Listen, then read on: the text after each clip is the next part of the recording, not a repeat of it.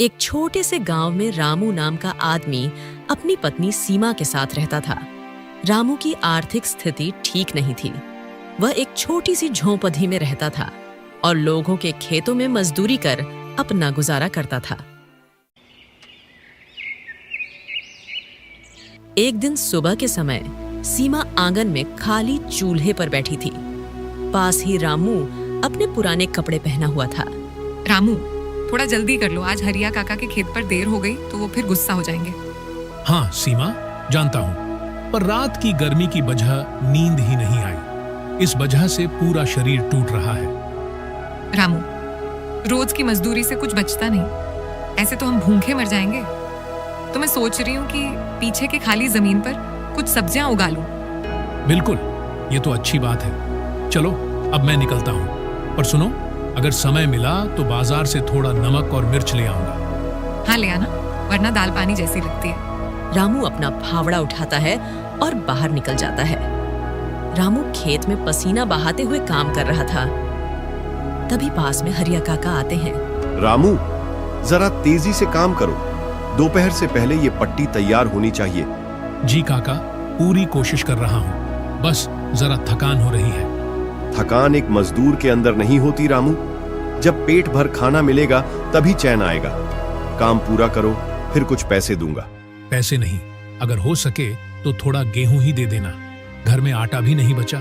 हरिया काका थोड़ी देर उसे देखते हैं, फिर सिर हिलाते हुए आगे बढ़ जाते हैं। दोपहर का समय रामू थका हुआ बैठा था। पास में और दो मजदूर पानी पी रहे थे। रामू के पास एक फटी थैली थी जिसमें सिर्फ एक बासी रोटी थी। वह उसे निकालता है और खाने लगता है। रामू भाई, आज फिर बासी रोटी खा रहे हो? भाई, जब तक किस्मत साथ नहीं होती तब तक रोटी बासी ही होगी। ये सुन दोनों मजदूर भावुक हो जाते हैं, लेकिन उनकी आंखों में रामू की मेहनत के प्रति सम्मान झलकता है। शाम का समय, सीमा मिट्टी का दिया जला रही थी। रामू थका हारा घर लौटता है। उसके हाथ में एक कपड़ा बंधा था जिसमें थोड़ा आटा था। रामू, क्या लाए? हरिया काका ने कहा, पैसे नहीं है, पर मेहनत देखकर थोड़ा गेहूं का आटा दे दिया।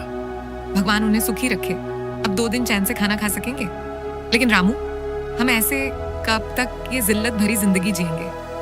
मुझे तो ऐसी जिंदगी से मर जाना बेहतर लग रहा है। तुम्हारा कहना ठीक है सीमा, लेकिन तुम चिंता मत करो, मैं कल से कोई लगा बंधा काम ढूंढ लूंगा जिससे मुझे रोज मजदूरी ढूंढने के लिए ना जाना पड़े। इसके बाद दोनों खाना खाकर सो जाते हैं। सुबह का समय रामू एक पुराना झोला हाथ में लिए हुए धीरे धीरे चल रहा था। वो अलग अलग जगह पर जाकर काम मांगता है। महेश भैया, अगर कोई छोटा मोटा काम हो तो बता दीजिए, मैं भी थोड़े हाथ पैर चला लूंगा।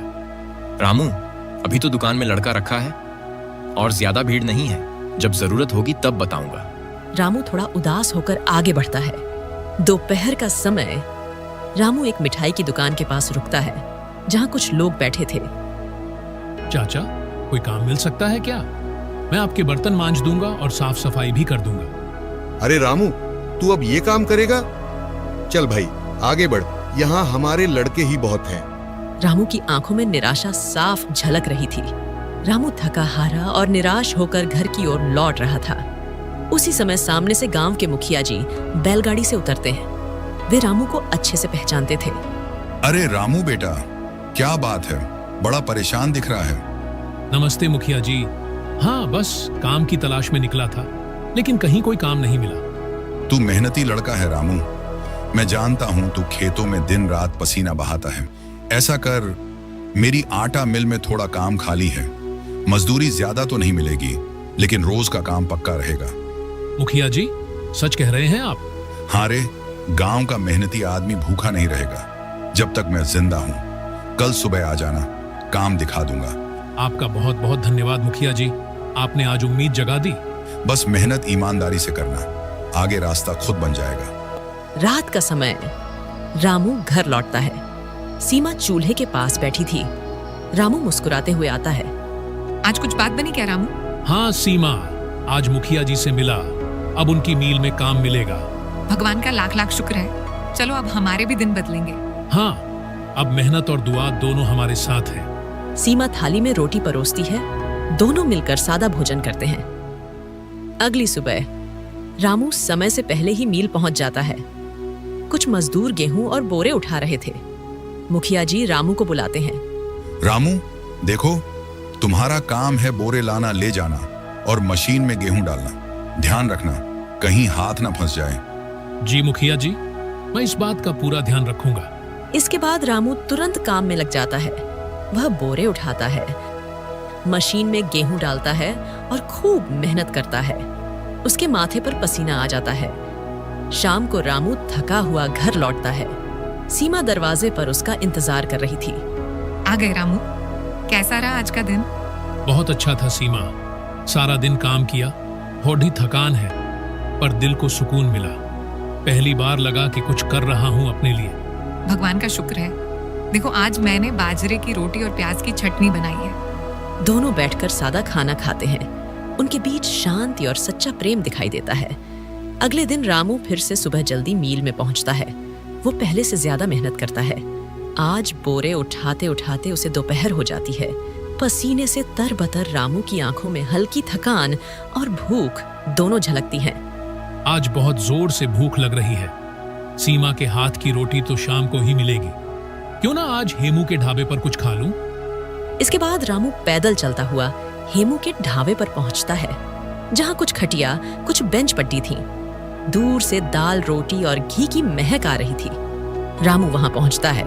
आओ रामू भाई, पहली बार दिखे हो अपने ढाबे पर, क्या खिलाऊं? आज जरा भूख तेज लगी है शंभू, एक प्लेट दाल चावल दे दो।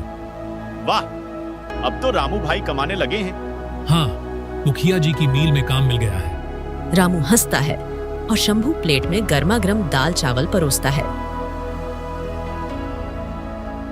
कितना अच्छा लगता है जब अपनी मेहनत से कमाए पैसों से पेट भरता है। रामू ने दाल चावल खा लिया था। फिर जेब से अपने सिक्के निकालता है और काउंटर की तरफ जाता है। वहां ढाबे का नौकर शंभू बैठा था। भैया, खाना बहुत अच्छा था, बताओ कितने पैसे हुए? आपने एक बड्ढी प्लेट दाल चावल खाया है, इसके हुए 500 रुपए। 500? भैया, दाल चावल के 500 रुपए? हाँ, और क्या मुफ्त में परोसा था? यहाँ कोई लंगर नहीं चलता। भैया, मेरे पास तो सिर्फ 20 रुपए हैं। मुझे नहीं पता था कि यहाँ का खाना इतना महंगा होगा। अब बहाने मत बना, खाना खा लिया और अब पैसे नहीं दे रहा। अभी मालिक को बुलाता हूँ। हेमू भैया, जल्दी यहाँ आइए, एक मुफ्तखोर ढाबे पर आया है। कुछ देर बाद हेमू गुस्से में आता है। रामू सिर झुकाए वहां खड़ा था। क्या हुआ रे शंभू? मालिक, इसने खाना खा लिया और अब कह रहा है कि पैसे नहीं है। 500 रुपए के खाने के सिर्फ 20 रुपए दिखा रहा है। अरे, तू वही रामू है ना, मील वाला? हाँ भैया, भूख बहुत लग रही थी, सोचा कि दोपहर का कुछ खा लूं। मुझे सच में नहीं पता था कि खाना इतना महंगा पड़ेगा। तो पहले पूछ क्यों नहीं लिया तूने? क्या समझ रखा है, मुफ्त में खिला देंगे? ऐसा कुछ नहीं सोचा भैया, बस गलती हो गई। गलती? और वो भी 500 रुपए की? अरे, भिखारी जैसे कपड़े पहनकर ढाबे में खाने चला आता है। तेरे जैसे लोगों के कारण ही मेरे ढाबे का नाम खराब होता है। रामू थोड़ा डर जाता है। वह विनम्रता के साथ कहता है, भैया, अपमान मत कीजिए। मैं मजदूरी करता हूँ, मेहनत से कमाता हूँ। मैंने उधार नहीं मांगा, बस थोड़ी सी चूक हो गई। तो क्या अब हर चुका हुआ ग्राहक यहीं आएगा? चल निकल यहाँ से, और जो पैसे हैं वही फेंक दे टेबल पर। रामू आंखें झुकाकर धीरे से अपने 20 रुपये निकालता है और मेज पर रख देता है। हेमू अब भी गुस्से में रामू को ताने मार रहा था। तभी वहां एक बाइक रुकती है। उस पर से उतरता है विक्रम, हेमू का अहंकारी और अमीर दोस्त। हेमू, क्या हो रहा है यहाँ? क्यों इतना शोर मचा रखा है? अरे विक्रम भाई, देखो ना, ये भिखारी टाइप आदमी खाना खा गया और कहता है पैसे नहीं है। विक्रम रामू को ऊपर से नीचे तक देखता है। ओह, तो अब ऐसे लोग भी ढाबे में आकर पेट भरते हैं? हाँ, इसने पूछे बिना ही ऑर्डर कर दिया और अब कहता है मेरे पास पैसे नहीं है। हेमू, ऐसे लोगों को सबक सिखाना जरूरी है, नहीं तो ये रोज आएंगे, खाना खाएंगे और बहाने बनाएंगे। वो आगे बढ़ता है और रामू को धक्का देता है। क्यों बे, बहुत भूख लगी थी? अब भुगत। हेमू, विक्रम और उसके दोस्त मिलकर रामू को पीटना शुरू कर देते हैं। रामू कुछ कह भी नहीं पाता, बस खुद को बचाने की कोशिश करता है। ढाबे के आसपास बैठे लोग तमाशा देखते हैं, पर कोई बीच में नहीं आता। कुछ देर बाद रामू जमीन पर गिरा पड़ा था। उसके बदन पर चोट के निशान थे। हेमू पास आकर फिर बोलता है, शुक्र मना कि मैंने तुझसे बर्तन नहीं मंजवा रहा हूं, क्योंकि तुझसे बर्तन मंजवाऊंगा तो मेरी दुकान की इज्जत भी चली जाएगी। चल भाग यहाँ से, और आइंदा कहीं दिख मत जाना, वरना कचरे में फेंक देंगे। रामू की आंखों में आंसू थे। वह कुछ नहीं बोलता, बस धीरे धीरे वहां से निकल आता है। उसके कपड़े मिट्टी से सने हुए थे और चेहरा सूझा हुआ था। संध्या का समय। रामू रोता हुआ घर आता है। सीमा दरवाजे पर खड़ी थी। जैसे ही रामू को देखती है, दौड़कर उसके पास आती है। रामू, ये क्या हुआ? कौन था ये दरिंदा? हेमू और उसका दोस्त विक्रम। सिर्फ इसीलिए मारा क्योंकि मेरे पास पूरे पैसे नहीं थे। कैसे लोग हैं ये? किसी गरीब पर जरा भी तरस नहीं आता। रामू, हमारा गरीब होना ही पाप है? सीमा, आज मैं टूटा नहीं हूं, आज मैं पूरा जागा हूं। अब इस अपमान को अपनी ताकत बनाऊंगा। रामू, अब चुप बैठने का समय नहीं है। हमें मुखिया जी से शिकायत करनी चाहिए। ये जो हुआ है वो सिर्फ हमारे साथ नहीं, किसी भी गरीब के साथ हो सकता है। सीमा, मुखिया जी तो बड़े आदमी हैं। क्या वो हमारी बात सुनेंगे? अगर नहीं सुनी तो हम गांव में आवाज उठाएंगे, पर कोशिश तो करनी ही होगी। अगली सुबह मुखिया जी अपने चबूतरे पर बैठे हुए हैं। चारों ओर गांव के कुछ लोग बैठे हैं। रामू और सीमा वहां पहुंचते हैं। मुखिया जी, रामू के साथ जो हेमू और उसके लोगों ने किया वो गलत था। एक प्लेट दाल चावल के 500 रुपए मांगना, फिर उसे पीटना, क्या यही न्याय है? सीमा बहू, मैं मानता हूं कि रामू को मारा गया, पर हेमू का ढाबा भी तो है नामी। वहां अच्छा खाना मिलता है, और जब चीज अच्छी हो तो दाम भी थोड़ा ज्यादा होता है। मैंने कभी मुफ्त में खाना नहीं मांगा मुखिया जी। जितना था उतना देने गया था, पर बदले में गालियां और मार मिली। और आप भी हेमू की तरफदारी कर रहे हैं। क्या गरीब की कोई इज्जत नहीं होती इस गांव में? मुखिया थोड़ी देर चुप रहता है, फिर बात को मोड़ने की कोशिश करता है। ऐसी बात नहीं है बहू, मैं हेमू को अच्छे से जानता हूं, लेकिन मैं ये नहीं कहता कि उसने सही किया। तो फिर गलत को गलत क्यों नहीं कहते? ठीक है, मैं इस विषय में हेमू से एक बार बात करूंगा, देखता हूं क्या किया जा सकता है। बस एक बात जान लीजिए मुखिया जी, अगर हमें न्याय नहीं मिला तो हम आवाज उठाना जानते हैं। मुखिया जी चुप हो जाते हैं। रामू और सीमा वहां से चले जाते हैं। दोपहर का समय। कमरे में सीमा और रामू चुपचाप बैठे थे। रामू की आंखों में गुस्सा और अपमान साफ झलक रहा था। देख लिया रामू, जब अपना ही मुखिया गरीब की नहीं सुनता तो ये गांव कैसा होगा? अरे एक तो इतनी मुश्किल से काम मिला, ऊपर से हरामजादों ने मारकर ये हाल कर दिया। सीमा, ये हेमू बहुत पैसे वाला है, उस पर कोई उंगली नहीं उठा सकता। मुखिया भी उसकी तरफदारी करता है, लेकिन अब बहुत हो गया। अब न्याय मैं खुद करूंगा। तो फिर क्या करेंगे हम? इस तरह तो न्याय मिलेगा नहीं। अपने अपमान का बदला लेकर रहूंगा, चाहे जो हो जाए। रामू तेजी से दरवाजे से बाहर निकल जाता है। सीमा पीछे से चिल्लाती है, लेकिन रामू नहीं रुकता। उधर मुखिया जी धीरे धीरे चलते हुए ढाबे पर पहुंचते हैं। हेमू मुस्कुराकर उनका स्वागत करता है। अरे मुखिया जी, आइए बैठिए, कुछ खिलाऊं आपको। हेमू, पहले मुझे तुझसे कुछ बात करनी है। सुना है तूने कल रामू को पीटा?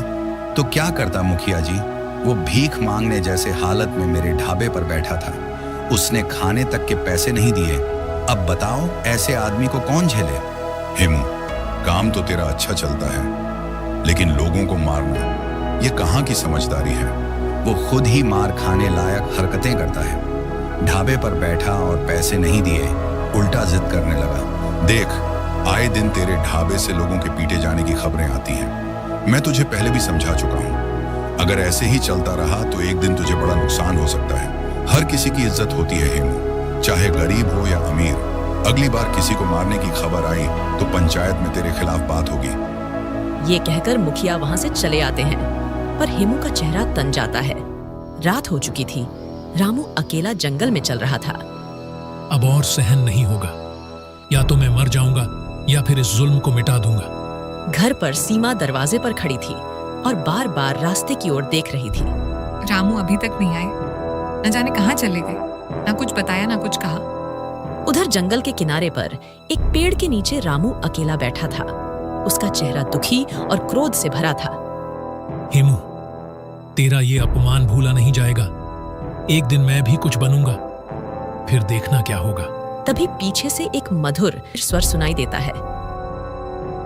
बेटा, रात के इस अंधेरे में तू यहाँ अकेला क्यों बैठा है और तेरे चेहरे पर इतनी उदासी और क्रोध क्यों है? रामू चौंकता है। वह बाबा को इस प्रकार देखकर कुछ देर चुप रहता है। कुछ नहीं बाबा, जिंदगी ने मजाक बना दिया है मेरा। भूखा हूं, लेकिन पेट की आग से ज्यादा दिल में आग जल रही है। बेटा, तू अपने दुख बांट सकता है। बोल, क्या हुआ? रामू पूरा किस्सा बाबा को बताता है। गरीब की वजह से बेइज्जती, ढावे पर पिटाई और सीमा की चिंता। बेटा, ये दुनिया बाहरी दिखावे को महत्व देती है, लेकिन ईमानदार और मेहनत करने वाले कभी हारते नहीं। इसके बाद बाबा अपनी पोटली खोलते हैं। उसमें से एक थाली में स्वादिष्ट भोजन निकालते हैं। ले बेटा, भूखा है ना, पहले कुछ खा ले। बाबा, मैं नहीं खा सकता। मेरे पास देने को कुछ नहीं है। अगर पैसे नहीं दिए तो कहीं आप भी हेमू की तरह। अरे बेटा, ये तो सेवा है, सौदा नहीं। इंसानियत में कुछ देने के लिए दिल बड़ा चाहिए, पैसा नहीं। बाबा का ये व्यवहार देख रामू की आंखें भर आती हैं। धन्य हैं आप बाबा। ये कहकर रामू खाना खाने लगता है। कुछ ही देर में वह सारा खाना खा लेता है। अब उसके चेहरे पर संतोष था। तो अब मुझे ये बता कि तेरे मन में क्या इच्छा है? तू क्या चाहता है जीवन में? बाबा, मेरी तो बस यही तमन्ना है कि मैं एक ऐसा ढाबा खोलूं जहां से कोई भी गरीब भूखा न लौटे, जिसके पास पैसे न भी हों फिर भी वो स्वादिष्ट खाना खा सके। क्योंकि मैंने खुद भूख और अपमान झेला है बाबा, और मैं नहीं चाहता कि किसी और के साथ ऐसा हो। बाबा गंभीर होकर रामू को गौर से देखते हैं। हे रामू, तेरी नीयत बहुत साफ है। आजकल के जमाने में ऐसा दिल बहुत कम लोगों के पास होता है। तेरे इसी विचार और त्याग की भावना से मैं प्रसन्न हुआ हूं, इसलिए मैं तुझे एक वरदान देता हूं। बाबा अपने एक पीतल का चमकता हुआ बर्तन निकालते हैं। ये लो, ये जादुई बर्तन है। जो भी खाने की इच्छा तुम इस बर्तन से करोगे वह तुरंत हाजिर हो जाएगा। मगर एक बात याद रखना, इस बर्तन से सिर्फ जरूरत भर की चीजें मांगना।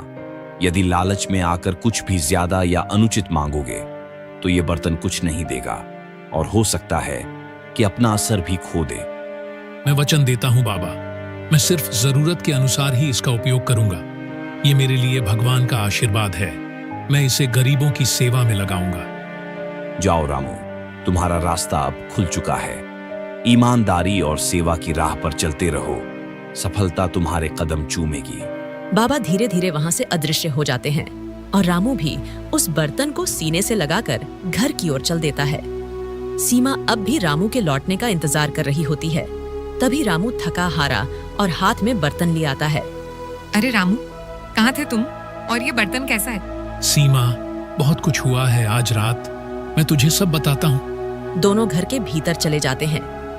सीमा, आज जंगल में साधु बाबा मिले। उन्होंने मुझे खाना खिलाया और मेरी बातों से खुश होकर ये जादुई बर्तन दिया। जादुई बर्तन? हाँ, इससे जिस भी खाने की इच्छा करेगो वो बनकर आ जाएगा। मगर बाबा ने कहा है सिर्फ जरूरत के अनुसार इस्तेमाल करना, लालच नहीं करना। अरे वाह रामू, फिर तो चलो देखते हैं कि ये सच में काम करता है या नहीं। ओ जादुई बर्तन, हमें 2 लोगों के लिए स्वादिष्ट खाना दो। कुछ ही क्षणों में बर्तन से गर्मा गर्म खाना निकलता है। रोटी, सब्जी और खुशबूदार चावल। हे राम, ये तो चमत्कार है। अब मैं अपना सपना पूरा करूंगा सीमा, गरीबों के लिए ढाबा खोलूंगा। अगली सुबह रामू के घर के बराबर में छोटी सी छप्पर वाली जगह में ढाबा लग चुका था। रामू और सीमा काम में व्यस्त थे। वे बर्तन को छिपाकर अंदर रखते हैं और बाहर खाने के लिए मेज कुर्सियां सजाते हैं। रामू, देखना, आज दिन हमारा है। तभी एक बूढ़ा आदमी आता है जो पुराने कपड़े पहने हुए था और काफी थका लग रहा था। बेटा, कुछ खाने को मिल जाएगा, बहुत भूखा हूँ। आइए बाबा, ये ढाबा आप जैसे लोगों के लिए ही है। रामू अंदर जाकर बर्तन से कहता है, एक गरीब बाबा के लिए गर्म और स्वादिष्ट खाना दो। बर्तन से लाजवाब खाना निकलता है। बूढ़ा खाना खाता है। ऐसा खाना खाकर उसकी आंखों में आंसू आ जाते हैं। बेटा, क्या खाना है? इसकी खुशबू तो रूह तक में उतर गई। आपको अच्छा लगा बाबा? अब बताइए, कितने पैसे दूं? क्यों हंस रहा है बेटा? मैं ही पैसे दूंगा ना। बताओ कितना हुआ? सिर्फ 10 रुपये हुए बाबा। क्या सिर्फ 10 रुपए? इतने कम पैसों में इतना स्वादिष्ट खाना? हाँ बाबा, अब यहाँ कोई भूखा नहीं रहेगा। न पैसे की टेंशन, न स्वाद की कमी। बेटा, तेरा ढाबा दिन दूनी रात चौगुनी तरक्की करे। मैं और लोगों को भी लाऊंगा यहाँ। बस सबका पेट भरे, यही मेरी कमाई है बाबा। धीरे धीरे रामू का ढाबा अब पूरे इलाके में प्रसिद्ध हो चुका था। स्वादिष्ट भोजन, सस्ते दाम और नम्रता से भरे व्यवहार ने सभी का दिल जीत लिया था। रामू भैया, सच कहूं तो आपके ढाबे जैसा स्वाद पूरे शहर में नहीं। धन्यवाद भैया, मेरा उद्देश्य ही यही है कि कोई भूखा ना रहे। शाम का समय रामू के ढाबे पर बढ़ते ग्राहक देख हेमू चिंता में पड़ गया। ये रामू का ढाबा हर दिन मेरे ग्राहक छीन रहा है। ऐसा कैसे हो सकता है? जरूर कोई चाल है, कोई रहस्य है इस सब के पीछे। कल ही उसे ढूंढकर बात करनी पड़ेगी। बस अब बहुत हुआ। अगली सुबह हेमू और विक्रम ने योजना बनाई। उन्होंने रामू को रास्ते में रोका। रामू, अब बता भी, तू इतनी जल्दी कैसे आगे बढ़ गया? कुछ नहीं, बस ईश्वर की कृपा और मेहनत है। झूठ मत बोल। इतने में हेमू और विक्रम ने रामू को पीटना शुरू कर दिया। फिर रामू को मजबूर होकर सब कुछ बताना पड़ा। ये सुन हेमू और विक्रम ने देर नहीं लगाई। वे उसी रात रामू के घर जा पहुंचे। ओ बर्तन, हमें सोने चांदी दे, बहुत धन चाहिए हमें। बर्तन शांत रहा, जैसे उसने कुछ सुना ही नहीं। शायद ये खाना देने वाला बर्तन है। ओ बर्तन, हमारे लिए स्वादिष्ट खाना बना। लेकिन बर्तन फिर भी शांत रहा। न कोई आवाज, न किसी प्रकार का खाना। धोखा दिया इस रामू ने। इस बर्तन में कुछ नहीं। चलो छोड़ो इसे, ये सब नाटक है।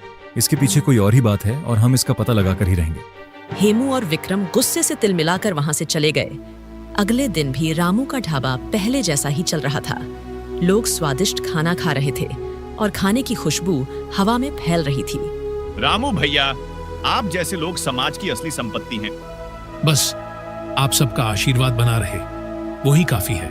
हेमू और विक्रम गुस्से में इधर उधर टहल रहे थे, क्योंकि उसकी दुकान के काफी ग्राहक कम हो गए थे और उन्हें आर्थिक तंगी भी झेलनी पड़ रही थी।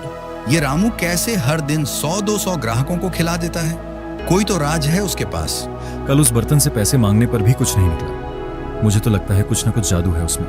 तो अब क्या करें? अगर उसके ढाबे को बंद नहीं किया तो हम भूखे मर जाएंगे। एक उपाय है, अगर उसके खाने में थोड़ा सा जहर मिला दिया जाए तो लोग डर जाएंगे और कोई उसके ढाबे पर नहीं आएगा। क्या सच में? लेकिन पकड़े गए तो? अरे हम सावधानी से काम करेंगे, कोई नहीं देखेगा। बस एक बार कर दो, फिर रामू खत्म। रामू ग्राहकों को खाना खिला रहा था। सीमा कुछ लेने के लिए गई हुई थी। लो भैया, गरम गरम पूड़ी और सब्जी। और बताओ, कोई कमी हो तो? हेमू और विक्रम ढाबे के पीछे से आते हैं और धीरे से बर्तन के पास पहुंचते हैं। चल जल्दी कर, जहर डाल दे। हेमू जेब से शीशी निकालता है। तभी जोर से सीटी बजती है। मुखिया हाथ में लाठी लेकर आता है। पुलिस भी उसके साथ थी। पकड़ लो इन दोनों को। जहर मिला रहे थे ये रामू के खाने में। नहीं मुखिया जी, हमने ऐसा कुछ नहीं किया। हाँ, हमें फंसाया जा रहा है। झूठ मत बोलो, मैंने तुम्हारी बात सुन ली थी। तुम दोनों ने कल रात भी रामू से मारपीट की थी। शर्म करो। चलो थाने, अब तुम दोनों वहीं की हवा खाओगे। हेमू और विक्रम को हथकड़ी लगाकर ले जाया जाता है। रामू भावुक होकर मुखिया के पास आता है। मुखिया जी, आपने मेरी जिंदगी बचा ली। अगर वो खाने में जहर डाल देते तो न जाने कितने गरीब मारे जाते। रामू, तेरी नीयत साफ थी, इसलिए भगवान ने भी तेरा साथ दिया। अब चल, मुझे भी कुछ स्वादिष्ट सा खाना खिला दे। रामू हंसते हुए खाना परोसने लगता है। सभी लोग ताली बजाते हैं।